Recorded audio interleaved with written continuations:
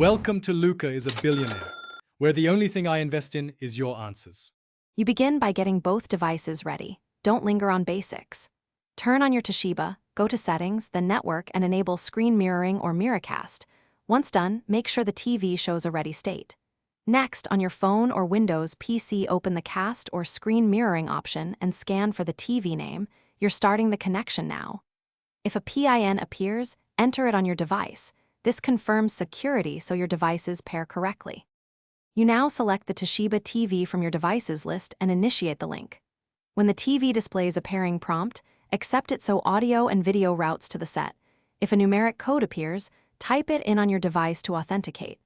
Once connected, check cast settings on your phone or PC to pick resolution and scaling. This preserves aspect and avoids cropping.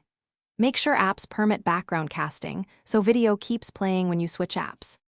You finish by stopping casting from your device's cast control or selecting a different TV input.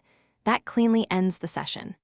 If audio is out of sync or video stutters, reduce the cast resolution, close background apps, and move both devices closer to the Wi-Fi router to improve throughput.